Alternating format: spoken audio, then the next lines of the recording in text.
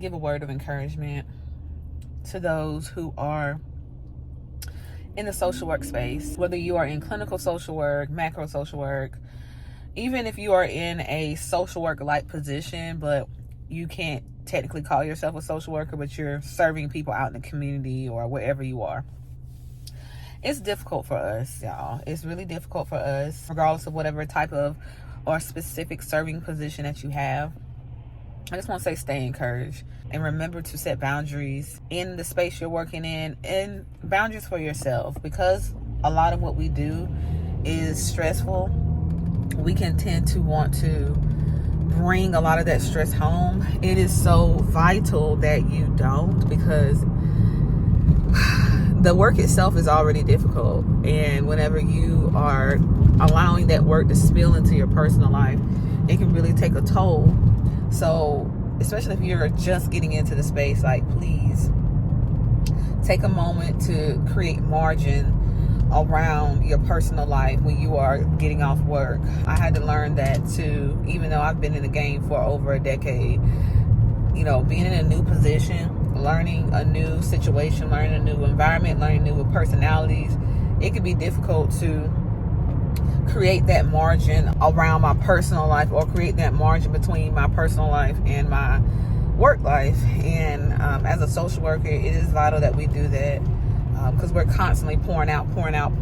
If you're a person who is like myself, who has high standards for the quality of work, the merit of work, know that your value at your job is based on you being able to learn from mistakes and being able to serve the people that you are there to serve. Sometimes whenever you're working with certain types of personalities, that can get lost, especially if you haven't yet come into yourself as a social worker, you're brand new. But understand that your value isn't based in somebody else's opinion of you. Your value is based on yourself. Okay?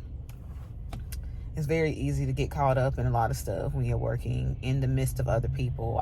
Throughout my journey as a clinical social worker, I've worked by myself.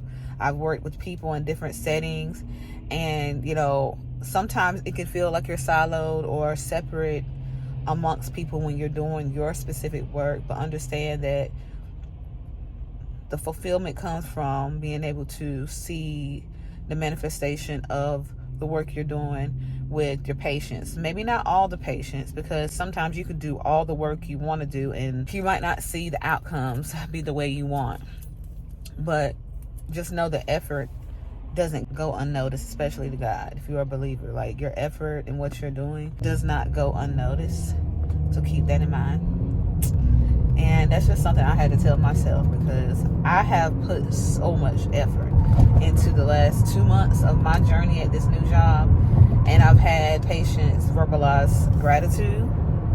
And I've had patients basically tell me, you ain't do enough. I don't want to see you anymore, because they didn't get specifically what they want. And that just comes with the game. You know what I'm saying? Especially if you're a clinical social worker, you do direct care, you're working with people who have mental health issues. Sometimes their judgment or insight is off, and you have to take that into consideration whenever you're working with a lot of people. And don't take it personally.